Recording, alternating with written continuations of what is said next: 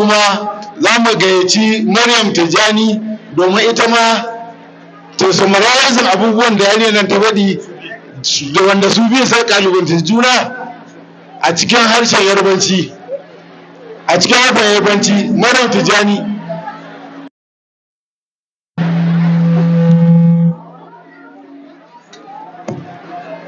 Mo bẹ̀rẹ̀ ní orúkọ Ọlọ́run ọba àjọkẹ́ ayé ọba àsàkẹ́ ọ̀run tí kò pé méjì tí kò bímọ tẹ́nì kankan ò sì bí. Mo tọrọ ìkẹ́ Ọlọ́run àti ọlá rẹ̀ kó máa bá aṣíwájú ẹ̀dá Ànábì wa Muhammad sallallahu alayhi wa sallam àti àwọn ará ilé rẹ̀ àti gbogbo àwọn ọmọlẹ́yìn rẹ̀ títí di ọjọ́ àlùkìyámà. Lẹ́yìn náà mo kí àwọn òbí tó wà níkàlẹ̀ lónìí. Mo kí àwọn òbí tó wà níkàlẹ̀ lónìí, àwọn olùkọ́ wa, àwọn alágbàtọ́, àwọn olólùfẹ́ àti àlejò pátápátá pé Assalamu alaikum wa rahmatullahi wa barakatuh. Orúkọ tèmi ni Maryam Tijani Taofeeq láti ilé-ìṣòwò Mahad Ulumuddin Islami Faladan Zaria Unguwar Fulani Sabon Gari. Mo ń dúró síbí lẹ́yìn láti sọ̀rọ̀ nípa àkọlé yìí, àgbàgbé ayélujára, àǹfààní wọn àti aburú tí wọ́n ń fà fún ọ̀dọ́ àti àwùjọ lápapọ̀. Lákọ̀ọ́kọ́, kí ni àgbàgbé ayélujára? Àgbàgbé ayélujára jẹ́ àgbàmí tàbí àwọn ọ̀nà tá a fi ń bá ara ẹni sọ̀rọ̀ tàbí fún ìròyìn kà lórí afẹ́fẹ́ àti ọ̀nà jíjìn sí àgbáyé. Àwọn àgbàgbé ayélujára yìí náà ni wọ́n gbajúmọ̀ sí social media.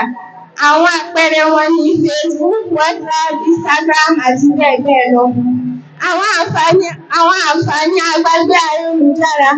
Ọ̀kan nínú wọn ni ìbánisọ̀rọ̀ láàárín ènìyàn méjì tàbí jù bẹ́ẹ̀ lọ láti ọ̀nà jíjìn. Èkejì ni àǹfààní láti fi ìròyìn pàtàkì ránṣẹ́ sí ọ̀pọ̀lọpọ̀ ènìyàn ní àsìkò kan náà. Ṣíṣe ni fún ìrọ̀rùn láti ṣe ìwádìí ìmọ̀. Àǹfààní láti ṣe ìpolówó ọjà sí ọ̀pọ̀lọpọ̀ oníbàárà. Ẹ̀kọ́ kíkọ́ láti ọ̀nà jíjìn. Àwọn aburú àgbàgbé ayélujára pọ̀ jàǹtìrẹrẹ. Nínú rẹ̀ ni gbájúẹ̀ àti olè jíjà.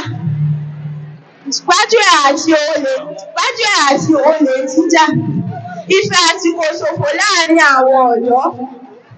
Ìráyè tí àwọn àṣà tí ń ba ọmọlúwàbí jẹ́.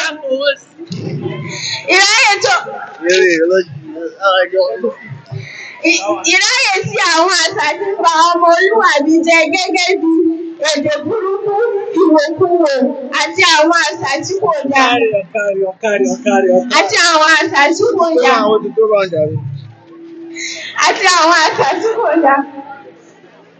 Mo ń rọ àwọn akẹgbẹ́ mi àti àwọn ọ̀dọ́ lápapọ̀ láti máa lo àwọn agbami yìí lọ́nà tó tọ́ tó sì yẹ àti níwọ̀ntúnwọ̀nsí. Ibí yìí ni màá dánu dúró sí. Ẹ ṣeun fún ìfèsílẹ̀ yín. Assalamu alaikum warahmatullahi wabarakatuh.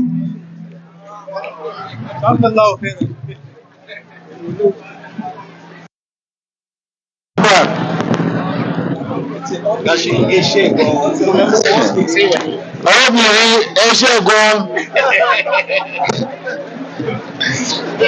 Tọ́